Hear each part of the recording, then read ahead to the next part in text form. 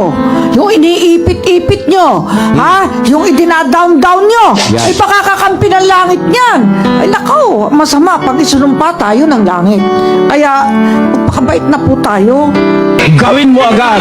Lahat ng api, paparusahan. Lahat ng inapi ay bibigyan ng kaligtasan o konsolasyon. Kasi yun ang hustisya ng Diyos. Basahin natin ang Tesalonica.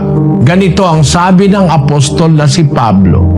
Kung isang bagay na matuwid sa Diyos na gantihin ng kapighatian ang mga pumipighati sa inyo, at kayong mga pinighati ay bigyang kasama namin ng kapahingahan sa pagpapakahayag ng Panginoong Hesus mula sa langit na kasama ang mga anghel ng kanyang kapangyarihan na nasa nagniningas na apoy, na maghihiganti sa hindi nagsisikilala sa Diyos at sa kanila na hindi nagsisitalima sa ebanghelyo ng ating Panginoong Hesus, na siyang tatanggap ng kaparusahan na walang hanggang kapahamakang mula sa harapan ng Panginoon at mula sa kaluwalhatian ng kanyang kapangyarihan. Maghihiganti siya. Ipaghihiganti niya ang lahat ng mga inhustisya na ginawa ng mga tao laban sa kanyang kapwa. Kaya lang hindi agad-agad. Alam mo kung bakit? Basahin natin ang 2 Pedro 3:9. Hindi mapagpaliban ang Panginoon tungkol sa kanyang pangako na gaya ng pagpapalibang ipinalalagay ng iba, kundi mapagpahinuhod sa inyo na hindi niya ibig na sino man ay mapahamak, kundi ang lahat ay magsipagsisi. Kaya pala hindi agad siya nagpaparusa. Gusto niya makapagsisi ka.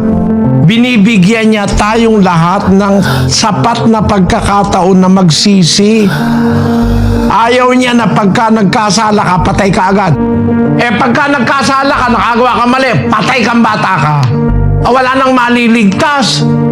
Wala nang pwedeng maging dapat. 133 ng awit. Kung ikaw, Panginoon, magtatanda ng mga kasamaan, o Panginoon, sinong tatayo? Ano pa makakatayo? Buwal tayo lahat. Ibig sabihin, ang Diyos nagpapatawad. Kung tatandaan niya ng tatandaan ang kasamaan, walang makakatayong tao kasi lahat tayo nagkakasala. Ba't hindi ka agad pinatay ng Diyos nung magkasala ka? Nakagawa ka halimbawa ng mali sa magulang mo. O halimbawa, nakagawa ka ng mali, ba't hindi ka agad pinatay? Binibigyan ka ng Diyos ng pagkakataon na magsisi.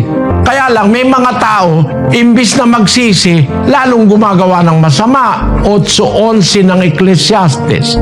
Sapagkat ang hatol laban sa masamang gawa ay hindi isinasagawa agad, kaya't ang puso ng mga anak ng mga tao ay lubos na nangalalagak sa paggawa ng kasamaan. Yun, kasi hindi agad sinasagawa ang hatol laban sa masamang gawa. Ang mga tao naman sinasamantalang gumawa ng masama. Dapat sana maintindihan ng tao na kaya agad hindi nagpaparusa ang Diyos para bigyan ka ng pagkakataong magsisi, magbalik loob, ma-realize mo. Ngayong nakasumpong ka ng mabuti, huwag kang magpatumpik-tumpik, huwag kang magpa-delay-delay, huwag kang magpabukas-bukas. Pagkakasumpong mo ng mabuti, gawin mo agad.